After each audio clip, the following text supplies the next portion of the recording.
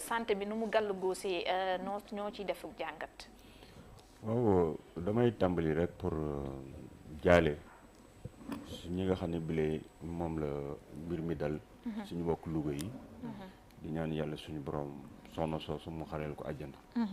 amiin. leneen li ma ciy teg mooy bëggoon naa Sénégal daal bu benn problème amee ñu koy gérer avec sérénité di bañ a dem ci émotion. ba problème bi am di jur leneen. parce que il est vrai que li xew Louga du foofu la jëkk amee. c'est la qualité des services. booy dem Sonatel booy dem Sones booy dem ci banque sax ña fa nekk service bi nga xam ne bi accueil bi ñu lay def ça pose problème. da ngay dem ci waa Sénélec nga dem di leen fay xaalis yow xaalis boobu nga leen di fay. mooy xaalis bi nga xam ne bi moom moo leen di fay ñoom. soo ñëwee ni lay accueillir yow miy fay si facture problème la. nga dem di fay ndox ka ngay jox ndox day mel ni yow miy fay si ndox mi yaa ko war di neexal. nga dem ci banque bi. ki ngay déposer sa xaalis mu di ci liggéey mu mel ni yaa koy neexal ça veut dire que ni ñuy accueillir nit ki ñëw ci service moo pose problème donc ça c'est la généralité transversalité bi ci biir Sénégal. beneen bi ci dolleeku mooy dañu nekk ci ay réew yoo xam ni yii man ci loolu damay toog yàgg ma ni je vais être médecin. muy objectif. ma am amouru médecine. di jàng ba nekk médecin su ma nekkee médecin dama koy jox ak xam parce que dama ko choisir jàng ba nekk ko bokkut ak ki nga xam ne bile ñàkk pexe moo ko tax a ñëw di def médecine. du am amour bi du am engouement bi ñooñu da nga leen di fekk ci biir corporation boobu.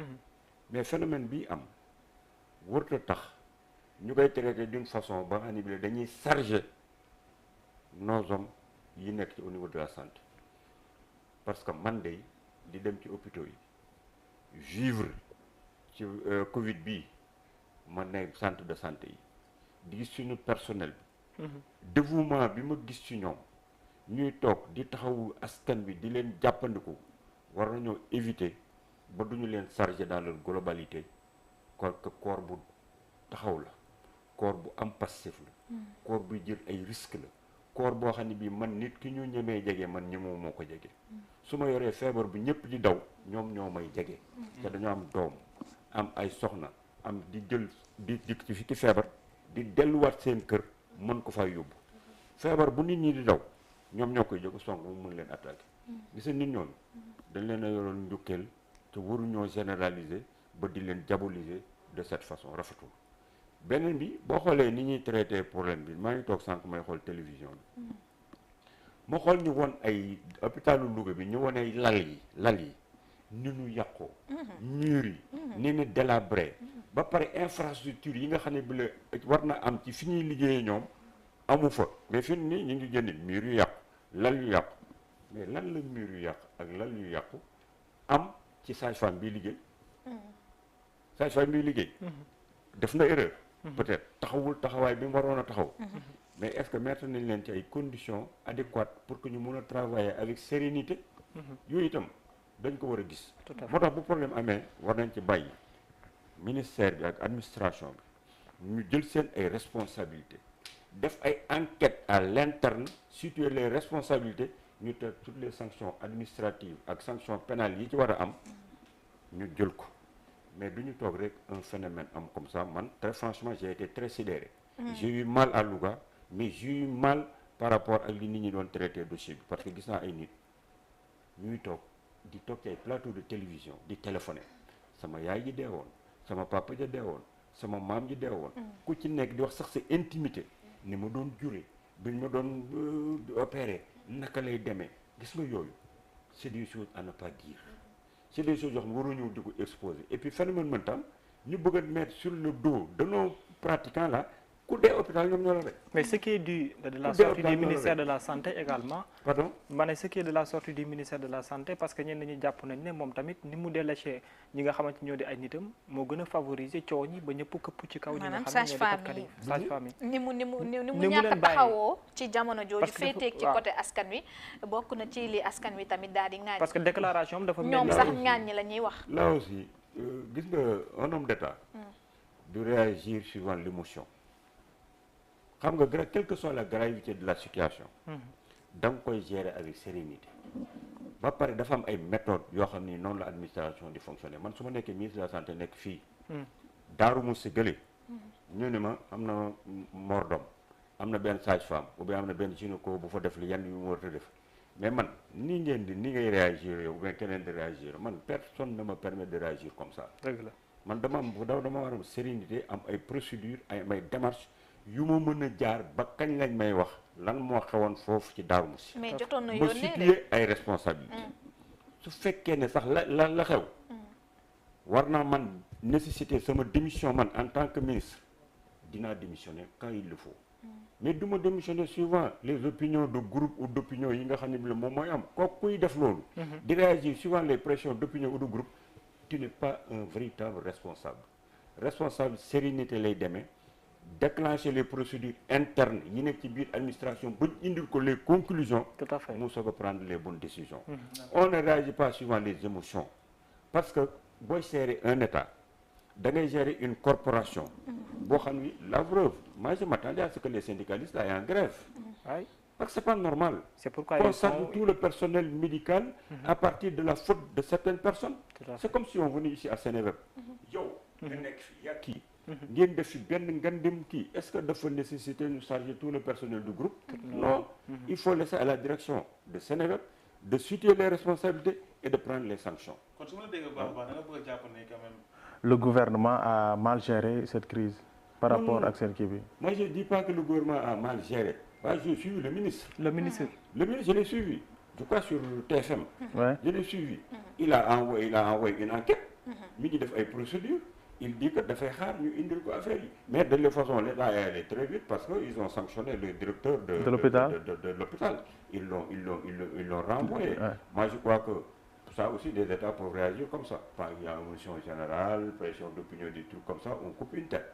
mais ñu ngi coupé ay tête di jël ñu ngi coupé ay tête di jël ay décisions mais la plupart des Sénégalais donte ne ñoom jël nañ mbir yi rejeté ko ci ñi nga xam ñoom ñoo nekk personnel de santé bi mais ñu gën a bëri dañu jàpp ne lu jiin njaag ñoom ñi nga xam ne ñoo fi nekk di coupé waat tête ñoom ñooy problème bi ndax ñoo fi nekk di bàkkoo comme plateau médical bu am doole ay personnel bu nga xam te ni bëri nañu infrastructure yu bëri alors que loolu yëpp dara amu ci force daal di xëjal. Le secteur de la santé comme tous les secteurs du pays ñun atteindre gu ñu yenn niveau yi ñoo ngi jël suñu ay malades actuellement di leen yóbbu en Tunisie di leen yóbbu en France et partout parce que nous avons un problème de plateaux médicaux ñun ñëpp ñoo ngi koy déplorer. On dit qu'on doit faire des investissements dans le secteur de la santé pour que suñu professeurs yi ñu am fii du ñu jàngal nit ba mu dem Tunisie ak Maroc ñu jël ay élèves am di ko envoyer foofu pour que seen élève boobu di ko faj mais dans un pays où il y a tout est à faire on peut pas régler tous les secteurs ba du am zéro problème. mënta nekk. Santé, il y a beaucoup de choses que nous devons faire au niveau de la santé. Parce que santé ak éducation, ak le développement de l'agriculture, ça veut dire que nous devons mettre beaucoup de moyens pour avoir des plateaux médicaux de qualité. Pour que nous baillions l'exportation de nos malades. Pour le problème, il est très profond. C'est-à-dire que nous avons des problèmes pour mettre nos structures sanitaires qui nous fonctionner. On a des problèmes de plateaux médicaux. Nous avons aussi au niveau de la santé. Et on n'en parle pas. Un personnel qui santé, c'est des recrutements de personnes qui ne sont pas qualifiées.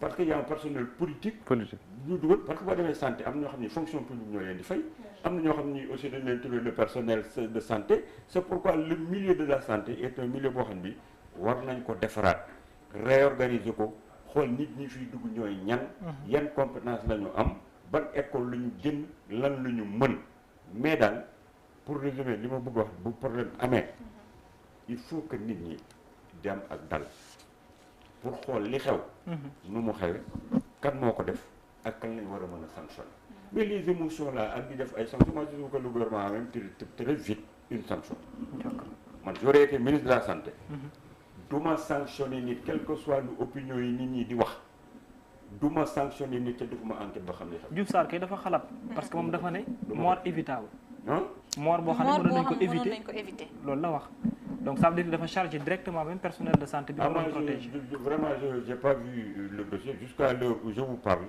man xawma exactement ce qui s'est passé à Louga xaw ma ko def je déplore nag li xew wërta xew war nañu fexe ba suñu système de santé bi ak ñu koy pratiquer mel ne ni ba loolu xew duñ ko gisaat feneen mais man daal un dossier daal bu amee nii nga xam ne bi leen ni laa gisee gars yi di doxale nii ci biir Sénégal chaque fois boo leen toppee di nga sanctionné ko wóotoon na sanctionné parce que bu dara ne tël ñëpp tëb ku ci nekk ñëw ak sa wax ku ci nekk ñëw ak say proposition de sanction on s'agit kii di def nii di jóg non problème bu amee il faut ñu am ak dal parce que dinañ sanctionné ku ñu wërta sanctionné dinañ dàq ku ñu wërta dàq ou bien dinañ njëkk fekk problème ba fa mu nekk teguñu fa suñu loxo ñu teg ko feneen parce que yooyu yëpp ak ñàkk dal la ak pression d'opinion yi quoi. mais ministre am na nag ay yu ko précédé ay problèmes yoo xamante ni dafa lié à la santé yu ko précédé gis nañ ci hôpital bu Linguère la fa xew ak yeneen yëpp ci topp yoo xamante ni daanaka bu ñuy xool taxawaayu justice ñi nga xamante ni ñoom ñu seen njaboot loru ci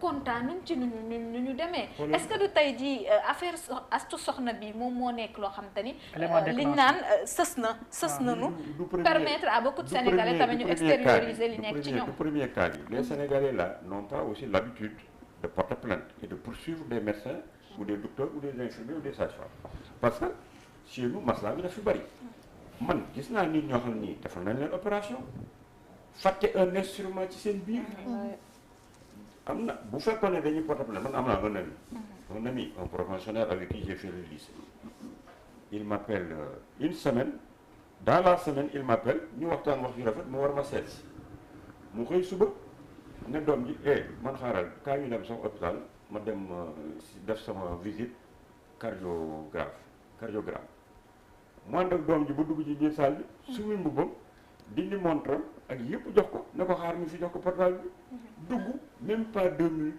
ñu génn ne ko am na nga xew ça va pas bien tout de suite il a voulu porter plainte parce que papa bi muy dem mi ngi waxtaan ak moom def lépp su bi yéree dox yëpp teel ma sama montre teel ma sama affaire il ne souffrait de rien moom moo ñëw ne day def visite dugg même pas 2 minutes il avait un problème cardiaque ñu ne ko dee na mais loolu normalement dañ waroon a def autopsie bi xool kii lu ko rey mais dañ ko daal di gaawantu defar ko patam jox ko ñu dem ñu daal di ko yóbbu defar ko yóbbu ko Yoff suul ko am na ñeneen ñoo xam ne def nañ l'opération ma xam ci ñoo xam ne bàyyi nañ dara ci seen yaram mu di donc la santé elle est comme ça toujours dina am ay trucs qui arrivent mais toujours est-il que le Sénégalais n'a pas l'habitude de poursuivre. Mais monsieur le ministre, des fois on voit des cas yoo xam ne ay patients dañuy porter plainte j'en ai vu beaucoup bu ñu porter plainte du mujj fenn. ah non man loolu laa d'accordul aussi plainte bu mujjul fenn bàyyi leen di wax loolu on a une justice qui est là képp ku porter plainte ca topp soo sa plainte na nga ko war a toppatoo dina dem ba am suite booy porter plainte da nga koy porter plainte ba pare nga am jël un avocat di suivre ce dossier foo jaar dina mujj fenn. certains n'ont pas les moyens ñu payer tam avocat loolu leneen la. non même boo amul avocat dossier bi dina dem.